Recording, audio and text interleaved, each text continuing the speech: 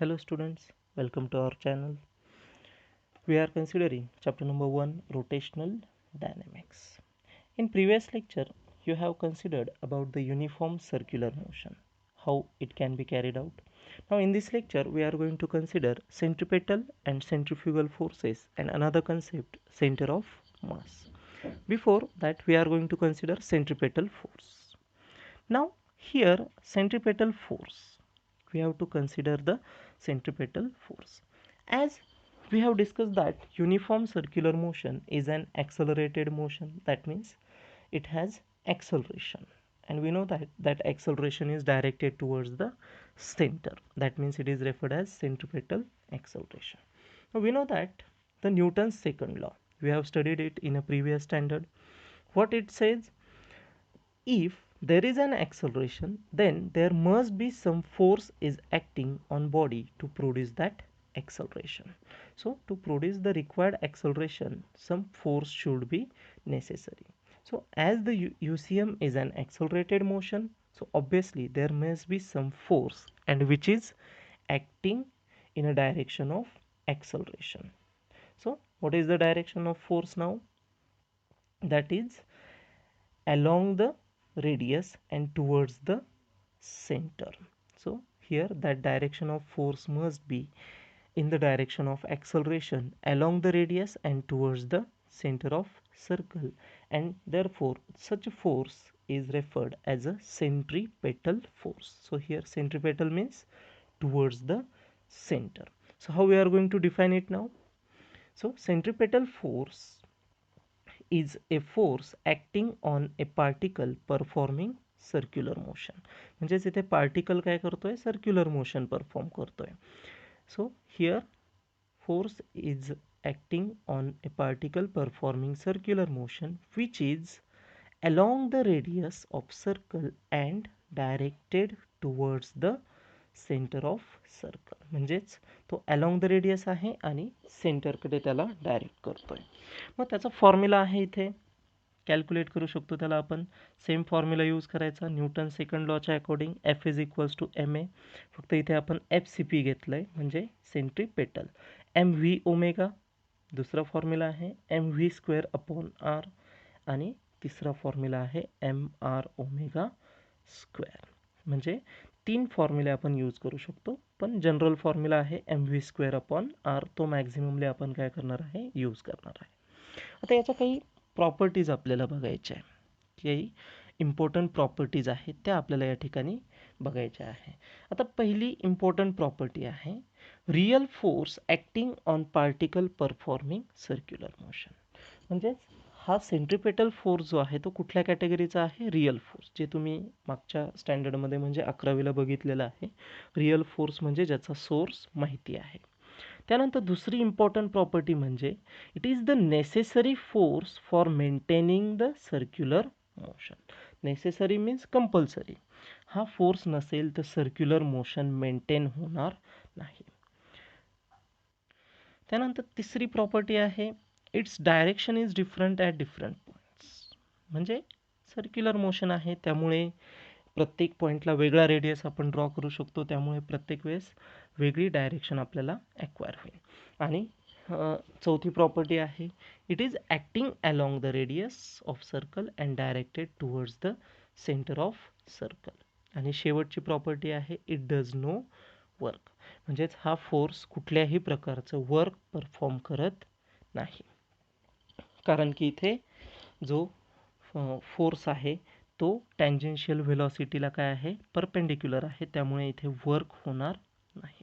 आता त्याचे एक्झाम्पल जर पहिलं बेस्ट एक्झाम्पल घेतलं तर when an object tied at a end of string is whirled in a horizontal circle the necessary centripetal force is provided by tension in the string. म्हणजे हे कशाचं example आहे, गोफन. बऱ्याच जणांना माहिती असेल की गोफन, ज्यामध्ये दगड ठेवून एक दोरी काय केली जाते, फिरवली जाते सर्कलमध्ये. तर त्या ठिकाणी जो नेसेसरी सेंट्रिपेटल फोर्स आहे तो कोण देत आहे आपल्याला, एक टेन्शन देत आहे, जे स्ट्रिंगमध्ये असतं. त्यानंतर दुसरं बेस्ट एक्झाम्पल, तेही तुम्हाला माहिती आहे, केमिस्ट्रीमध्ये तुम्ही बघितलं असेल, electron revolving in circular orbit around the nucleus. मग आता ह्या केसमध्ये नेसेसरी सेंट्रिपेटल फोर्स कोण देत आहे आपल्याला? It is electrostatic force of attraction between neutron and electron और प्रोटॉन अँड इलेक्ट्रॉन. म्हणजे न्यूक्लियॉन्स आणि इलेक्ट्रॉन्समध्ये जो काही इलेक्ट्रोस्टॅटिक फोर्स ऑफ अट्रॅक्शन आहे त्यामुळे ती सर्क्युलर मोशन काय होते, परफॉर्म होते. आणखीन भरपूर एक्झाम्पल तुम्ही घेऊ शकता. बेस्ट एक्झाम्पल तुमचं रिअल लाईफमधलं म्हणजे earth is revolving around the sun, आणि त्या ठिकाणी नेसेसरी सेंट्रिपेटल फोर्स कुठला आहे? Gravitational force. ओके. त्यानंतर दुसरा फोर्स आहे सेंट्रिफ्युगल फोर्स. आता इथे नॉन इनर्शियल फ्रेम तुम्ही बघितलेली आहे की नॉन इनर्शियल फ्रेम म्हणजे काय, की ज्या ठिकाणी न्यूटन्स लॉज ऑफ मोशन आपल्याला अप्लाय करता येत नाही. ठीक आहे, तिथे न्यूटन्स लॉ आपण अप्लाय करू शकत नाही. मग जर त्या ठिकाणी न्यूटन्स लॉ अप्लाय करायचा असेल त्या नॉन इनर्शियल फ्रेममध्ये, तर आपण काय करतो, एक फोर्स त्या ठिकाणी इमॅजिन करणार आहे. That means we are going to imagine one particular, काय आहे तिथे, एक इमॅजिनरी फोर्स आपण घेतो ज्यालाच म्हणतोय सुडो फोर्स, आणि त्याच सुडो फोर्सला आपण म्हणणार आहे सेंट्रिफ्युगल फोर्स. म्हणून मग त्याची डेफिनेशन काय झाली, the centrifugal force is a pseudo force in UCM which acts along the radius and directed away from the centre of circle. म्हणजे हा सेंट्रिपेटलच्या अपोजिट आहे, डायरेक्शनमध्ये काय आहे तो अपोजिट आहे. Along the radius and away from the centre of circle. It is the definition of centrifugal force. Again, the formula is same, only direction is different. That means magnitude is same.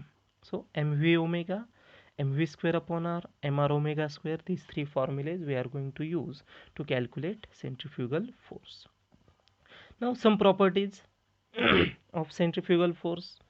Okay, so first is pseudo force in UCM is imagined, so it is a imaginary force to make Newton's laws of motion valid in non-inertial frame of reference. It is first basic property of centrifugal force.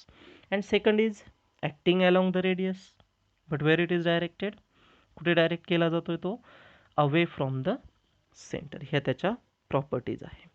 आता त्याचे example, भरपूर example तुम्ही consider करू शकता. ठीक आहे. आता समजा तुम्ही एका गाडीमध्ये चाललेले आहात, तुम्ही एकटेच आहात, आणि अचानक गाडी जर डावीकडे तुम्ही वळवली तर काय होतंय, की तुम्ही उजवीकडे जाताय. आता त्या ठिकाणी तुम्हाला कुणी ढकलतंय का? नाही, कारण की तुम्ही एकटेच आहात. म्हणजे तिथे तुम्ही आता इमॅजिन करायचंय की एक फोर्स तुम्हाला काय करतोय, उजवीकडे ढकलतोय. हे सेंट्रिफ्युगलचं एक्झाम्पल आहे, कारण की तो कसा आहे, इमॅजिनरी आहे, म्हणजेच सुडो फोर्स आहे. So when car takes sudden left turn, then passenger experience outward push to the right. Same example तुम्ही घेऊ शकता. A bucket full of water is rotated in a vertical circle. Okay. जर तुम्ही ती bucket अशी उलटी केली तर पाणी काय होतं, खाली पडतं. पण आता ती उलटी करण्याऐवजी तुम्ही त्याला व्हर्टिकल सर्कलमध्ये फिरवलं तर त्यावेळेस तुम्हाला असं जाणवेल की ते पाणी त्या बकेटमधनं खाली पडणार नाही. कशामुळे होतंय हे? कारण की तो सेंट्रिफ्युगल फोर्स काय होतोय, सर्कलच्या बाहेर ॲक्ट होतोय. सर्कलच्या बाहेर म्हणजे कुठे, तुमच्या हातापासनं बाहेर, म्हणजेच वरच्या डिरेक्शनला, ज्यामुळे ते पाणी खाली येत नाही. त्यानंतर तिसरं, तुम्ही अर्थचा शेप बघितलेला असेल की अर्थ काय आहे, तिच्या इक्वेटरला थोडीशी फुगलेली आहे आणि पोल्सला थोडीशी काय झालेली आहे, प्रेस झालेली आहे. तर bulging of earth at equator and flattening at poles, it is due to the centrifugal force on it. As we know that it is performing circular motion around the sun, so at that point gravitational force is acted. Okay. So this is third example. And last example, it is actually observed in laboratory, that means it is laboratory purpose. Centrifuge is the technology, म्हणजे एक technology आहे ज्यामध्ये काय केलं जातं की लॅबमध्ये heavier particle आणि लायटर पार्टिकल काय केले जातात, सेपरेट केले जातात, आणि त्याचा प्रिन्सिपल काय आहे मग, सेंट्रिफ्युगल फोर्स. ओके. सो हे झाले सेंट्रिपेटल आणि सेंट्रिफ्युगल फोर्सेस. आता नेक्स्ट कन्सेप्ट आहे सेंटर ऑफ मास.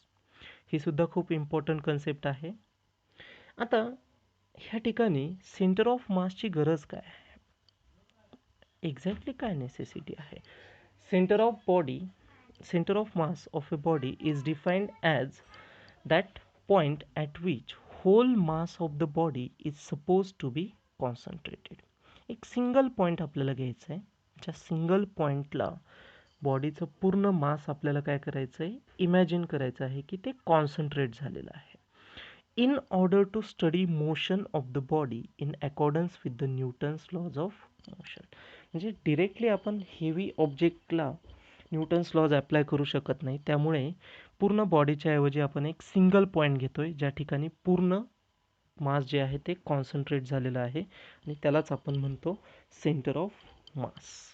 ठीक आहे, एक सिंगल पॉईंट ज्या ठिकाणी पूर्ण मास काय होतं आहे, कॉन्सन्ट्रेट होतं आहे. So centre of mass of a body is defined as that point at which the whole mass of the body is supposed to be concentrated in order to study motion of the body in accordance with Newton's laws of motion. Now, to consider the center of mass, we have to assume some facts. The first fact is that a body is replaced by a single particle. That means whole body is replaced by single particle, and that single particle having the mass equal to that of the whole body. म्हणजेच तो single particle काय करतोय, पूर्ण बॉडीचं मास त्या ठिकाणी काय करतोय, रिप्रेझेंट करतोय. दुसरी फॅक्ट आहे, the motion of the centre of mass represent the translational motion of the body. म्हणजे तोच सिंगल पॉईंट आपण स्टडी करणार आणि तो सिंगल पॉईंट पूर्ण बॉडीची ट्रान्सलेशनल मोशन काय करतोय, इंडिकेट करतोय. तर पूर्ण बॉडीची मोशन तो काय करतो, इंडिकेट करतो. हे दोन फॅक्ट्स आपण ॲज्युम करतो. आता जो सेंटर ऑफ मास आहे तो एक्झॅक्टली कुठे असेल, तर ह्या सेंटर ऑफ मासची पोझिशन ही डिपेंड करते. कशावरती डिपेंड करते की मास डिस्ट्रीब्युशन, म्हणजे त्या बॉडीचं मास डिस्ट्रीब्युशन कसं आहे त्यानुसार त्याची पोझिशन काय होते, चेंज होते. आणि जसं जसं शेप चेंज होणार, तुमच्या बॉडीचा शेप चेंज झाला तर पुन्हा त्या सेंटर ऑफ मासची पोझिशनसुद्धा काय होते, बदलत असते. त्यामुळे त्याची पोझिशन फिक्स नसते, शेपनुसार ती चेंज होते. पण आपण ती कॅल्क्युलेट करू शकतो. That means we can calculate that position of center of mass. How to calculate that? So for that purpose we are going to consider one body which is made from small particles. That means it is made from n number of particles. Okay, so it is made from large number of particles. Suppose that number is n.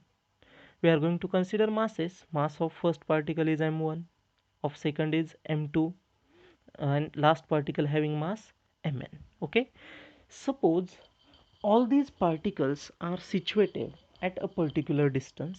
That means we are going to consider position vectors from the axis of rotation. That is, for first particle it is vector r1, then for second particle it is vector r2. That means for m2 it is vector r2, and in general for mn it is vector rn respectively. So we can calculate the position vector of their center of mass. Okay, so we have got formula. What is the formula? It is represented by vector r, capital R, is equals to, what we have done, we have taken the product of mass of the particle and position vector. Okay, so m1 r1 plus m2 r2 plus m3 r3 etc. up to mn rn. So we have taken the addition of those products and divided by m1 plus m2 plus m3 plus etc. up to mn. That means we have added only masses here. So what we got? So we can convert it for that formula into simple one. What we can write? Vector r is equals to summation I is equals to 1 to n, summation I is equals to 1 to n mi ri divided by summation I is equals to 1 to n mi. It is simple formula. Now here summation I is equals to 1 to n mi is nothing but it is total mass of that object. That means we are going to add individual masses and we are going to get total mass, which is capital M. So what is the final formula now? Summation I is equals to 1 to n mi ri upon capital M. In same way, we can calculate the position of center of mass in 3 coordinate system for same n particles. So here x1, y1, z1, then x2, y2, z2, then xcm, ycm, zcm are the positions of those particles. Here xcm, ycm, zcm is the position of center of mass. So how to calculate first position, that is xcm? कशी calculate करणार आपण? Same formula घ्यायचा आहे, फक्त इथे R replace होणार आहे एक्सने, कारण की आपण घेतो एक्स कोऑर्डिनेट, म्हणून फक्त एक्स डिस्टन्स घेतो. काय फॉर्म्युला झाला? Summation I is equals to 1 to n M I X I upon capital M. ठीक आहे, capital M as it is राहील, फक्त आरचं रिप्लेस केलं आहे आपण एक्सने. सेम वाय कोऑर्डिनेट कसं कॅल्क्युलेट होणार मग? आता एक्स रिप्लेस करायचा आहे वायने, म्हणून काय फॉर्म्युला झाला आहे? Summation I is equals to 1 to n M I Y I upon capital M. Same way last coordinate कसा कॅल्क्युलेट करता येईल मग? वाय रिप्लेस करा आता झेडने, फक्त काय होईल मग? Summation I is equals to 1 to n M I Z I upon M. तर ह्या मॅनरने आपण 3 कोऑर्डिनेट्स काढू शकतो, X C M, Y C M आणि झेड सी एम, जेणेकरून आपण सेंटर ऑफ मासची पोझिशन काय करू शकतो, 3 कोऑर्डिनेट सिस्टीममध्ये ऑब्टेन करू शकतो. Okay, so thank you for watching the video. I hope you will understand the concept. In the next lecture we are going to consider next concept.